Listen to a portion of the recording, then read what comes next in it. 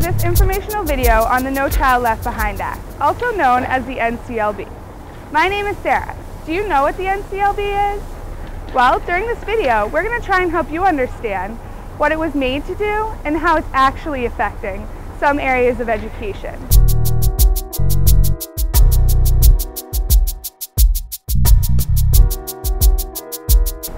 The NCLB Act was designed to give money to schools with a high percentage of low-income families. These schools are forced to meet requirements to keep their money.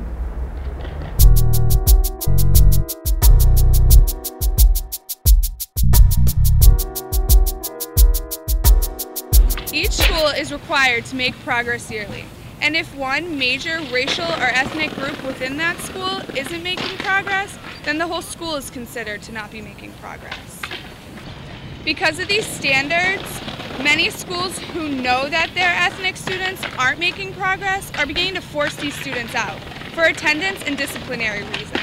This way, the whole school doesn't look like they're falling behind.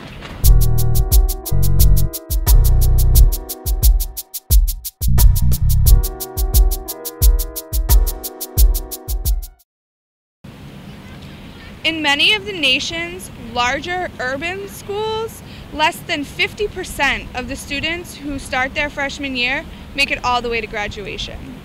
Under the NCLB, every school is required to meet a graduation benchmark, meaning that a certain percentage of students have to graduate. In this case, GEDs and other certificates don't count.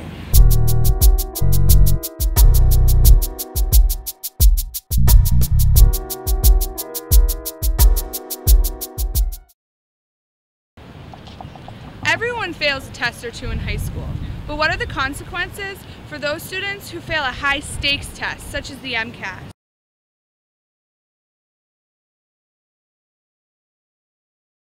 They can be denied diplomas, held back from moving on to the next grade, and they may even drop out. It's a sad fact, but most of these effects hit African American, Latino, and some Asian groups harder than any other group. Some analysts think that this may be a result of inequality in the education system.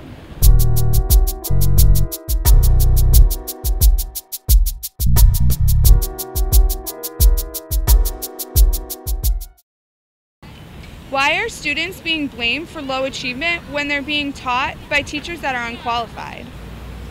All schools should expect that their teachers have a college degree, state certification, and that they're qualified to teach the classes that they are being hired to teach.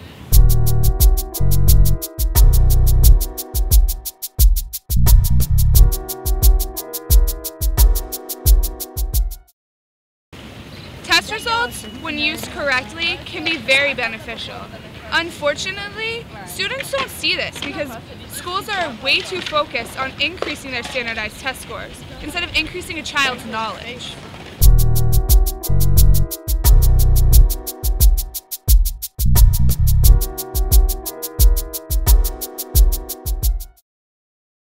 Schools are required to publish yearly report cards showing how the school is doing in areas such as standardized testing.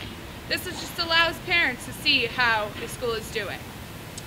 Even though report cards report on the academic development of the school, they don't take into account economic and human resources available to each school system.